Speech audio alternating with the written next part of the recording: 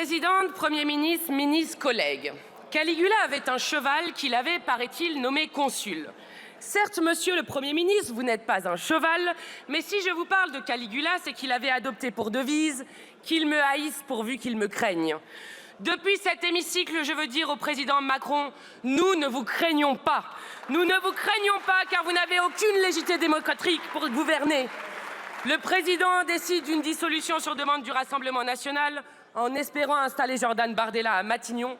27 sondages donnés tous, sans aucune exception, l'extrême droite en tête.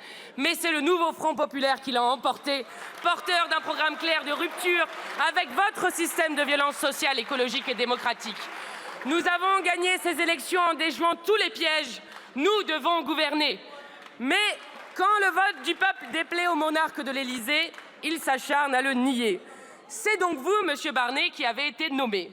Vous, issu d'un parti ultra-minoritaire, dont le score de forme oscille entre 5 et 6% des suffrages exprimés. Votre nomination est le signe qu'Emmanuel Macron souhaite soumettre ses députés à plus minoritaires qu'eux-mêmes, tout cela pour continuer sa politique et bafouer le suffrage universel, alors que pour la 3e fois, la Macronie a été battue dans les urnes, elle qui a perdu depuis 2017 5 millions de voix et 180 députés. Pour continuer à appliquer sa politique, Emmanuel Macron vous a donc nommé Premier ministre. Et pour pouvoir rester, vous vous mettez dans la main du Rassemblement national, bien heureux de vous servir de larbin, eux qui rêvaient d'une alliance des droites racistes et antisociales. Et vous qui avez été défait, vous avez décidé de gouverner par la force. Nous ne vous craignons pas car vous n'avez plus aucune légitimité pour imposer votre politique de malheur contre le peuple. Le peuple vote pour que tout change, mais vous continuez à gouverner comme si de rien n'était. Le peuple vote pour abroger la réforme de la retraite à 64 ans. Vous voici devant nous, monsieur le Premier ministre, le partisan de la retraite à 65 ans. Le peuple vote pour l'investissement massif dans les services publics, pour le rétablissement de l'impôt de solidarité sur la fortune et la taxation des superprofits. Et vous proposez des retraités à la place des professeurs et préparez la pire cure d'austérité jamais vue dans le pays. Après avoir méthodiquement vidé les caisses de l'État à coût de 60 milliards d'euros par an de cadeaux fiscaux aux plus riches et aux multinationales, vous voilà à dire aux Français qu'ils doivent payer. Où allez-vous trouver cet argent dont vous nous avez privés? Dans les hôpitaux, dans les écoles, dans les associations? Le peuple vote pour l'égalité des droits. Et voilà devant nous le pire gouvernement des réactionnaires. L'année de l'inscription du droit à l'avortement dans la Constitution, vous nommez 5 ministres qui n'ont pas voté la protection constitutionnelle de ce droit. La moitié de vos ministres se sont opposés au mariage pour tous, à la PMA ou encore aux droits des personnes transgenres. Pas étonnant puisque vous-même, monsieur le Premier ministre, avez voté contre la dépénalisation de l'homosexualité, contre le Pacs ou encore contre le remboursement de l'IVG par la sécurité sociale. Nous ne vous craignons pas, car vous n'avez plus aucune légitimité politique alors que vous rampez devant l'extrême droite. L'extrême droite a été repoussée par une mobilisation citoyenne inédite, venue déferler des cités populaires, de la jeunesse consciente pour son pays, des précaires et des têtes dures. Oui, la République a été sauvée par celles et ceux que vous aimez appeler les gens d'en bas, monsieur le Premier ministre. Par millions, nos concitoyens se sont déplacés et ont voté pour dire que la République tenait à son peuple et que son peuple tenait à la devise qu'il a partagée au monde entier, liberté, égalité, fraternité. Et vous voilà, monsieur Barnier, avec votre gouvernement macrono-lepéniste, dont votre ministre de l'Intérieur est la figure abjecte. Car ça y est, nous y sommes. Un ministre régalien de l'État met directement en cause l'état de droit, et ce alors que l'une de ses fonctions est d'être le garant du libre exercice et du respect des libertés publiques. Bruno Retailleau se réjouit parfois, je cite, des belles heures de la colonisation. Quand il s'ennuie, il reprend cette expression pétainiste des Français de papier, et lorsqu'il est à son apogée, le voici qui parle de régression aux origines ethniques d'une partie de nos concitoyens, reprenant volontiers les théories racistes qui ont tant prospéré au XXe siècle. Les Républicains, à en entendre cet éminent représentant, ont déserté la République depuis longtemps. Je le dis aux collègues élus du mouvement démocrate de Renaissance ou d'Horizon, si vous ne censurez pas ce gouvernement, vous trahissez le sens du vote du 7 juillet et vous acceptez que de tels propos racistes, violents et anti-républicains puissent être récompensés par l'attribution de l'un des plus grands ministères du pays.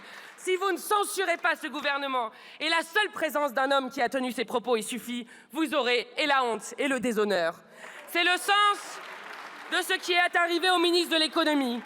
Comprenant quelque chose de l'élection du 7 juillet, il a refusé de considérer le RN comme républicain. Vous lui avez tapé sur les doigts, monsieur le Premier ministre.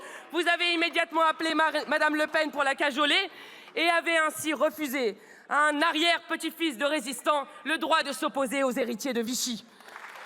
Votre présence sur ce banc est exclusivement justifiée par la complexité de l'extrême droite dont vous êtes l'otage. Ainsi, Emmanuel Macron a fait le choix du pire, le parfum de cohabitation à l'odeur nauséabonde d'une colocation avec le RN. Nous ne vous craignons pas, car le chaos, c'est vous. Tant et tant ont faim. Alors qu'un adulte sur 3 se prive de repas pour que ses enfants puissent manger, n'avez-vous pas vu les files qui s'allongent dans les lieux de distribution solidaire pour les étudiants, les privés d'emploi, celles et ceux qui souffrent de la politique de violence sociale menée ces dernières années? 2043 enfants sont à la rue chaque soir, une blessure infligée à nos consciences dans notre République sociale.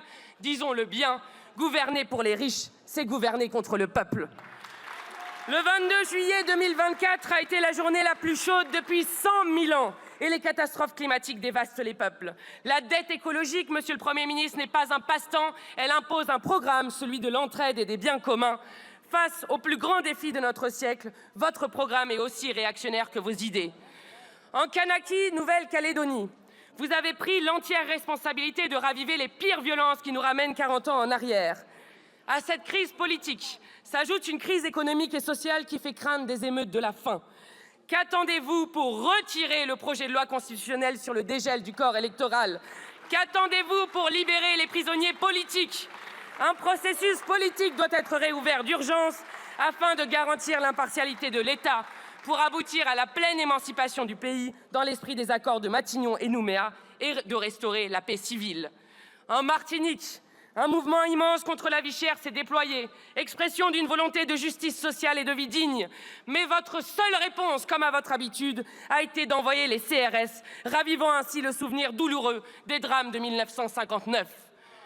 À l'international, la France s'est privée de toute voix audible. Où sommes-nous quand ce pays auquel nous sommes tant liés, le Liban, se fait bombarder et que des femmes, des hommes, des enfants y meurent? Où est la France, amie du Liban, quand ses frontières et sa souveraineté sont à ce point contestées qu'un 1/6 de sa population, soit 1 million de personnes, sont d'ores et déjà déplacées? Où est la France quand 2 de nos compatriotes sont tués par les bombes israéliennes sans que vous ne disiez un mot? Jusqu'où laisserez-vous aller le criminel Netanyahou? Combien de morts faut-il de plus? Arrêter la guerre au Liban, c'est arrêter le génocide toujours en cours à Gaza. Arrêter le génocide en cours à Gaza, c'est arrêter la guerre faite au peuple libanais. Assez de vaines paroles. Quand allez-vous décréter un moratoire sur la vente d'armes à Netanyahou, décider de sanctions à l'encontre d'Israël, reconnaître l'État de Palestine ou encore suspendre le traité d'association entre l'Union européenne et Israël? La France doit retrouver une voie internationale claire au service de la paix et cela ne passera pas par votre gouvernement. Oui, puisque vous n'êtes plus légitime, il ne vous reste qu'à partir. Cette prise du pouvoir contre les urnes est inédite dans l'histoire de notre démocratie. Les médias étrangers s'en sont fait l'écho. Il n'y a que les macronistes et le journalisme de cour pour ne pas s'en émouvoir. Monsieur Macron, que vous l'entendiez bien depuis cet hémicycle, la République n'aime pas les monarques et encore moins les monarques absolus. Face au chaos que vous nous laissez, nous avons 3 priorités. La première, censurer votre gouvernement. La deuxième, destituer le président. La troisième, le remplacer. Emmanuel Macron est d'ores et déjà entré dans l'histoire comme l'autocrate de la 4e et la 5e République réunies avec le plus long gouvernement démissionnaire. Il est surtout le premier président visé par une procédure de destitution. Après cela, nous ne pouvons que vous souhaiter, monsieur Barnier, et surtout souhaiter au pays que vous soyez le Premier ministre du gouvernement le plus court de la 5e République. Car après vous, le président n'aura d'autre choix que de nommer Lucie Castet Première ministre ou de s'en aller. Le monde ne s'y trompe pas, il regarde la France d'un œil qui appréhende les temps difficiles. Mais partout dans le pays, une certitude demeure. Le printemps revient toujours. Une majorité relative nous a été acquise et bientôt nous gouvernerons ce pays. De Louise Michel, nous ne faisons pas qu'une statue. Nous la citons et nous en inspirons. Et nous la rejoignons lorsqu'elle dit, en insoumise, « Sans l'autorité d'un seul, il y aurait la lumière, il y aurait la vérité, il y aurait la justice. L'autorité d'un seul, c'est un crime. Ce que nous voulons, c'est l'autorité de tous. » Merci.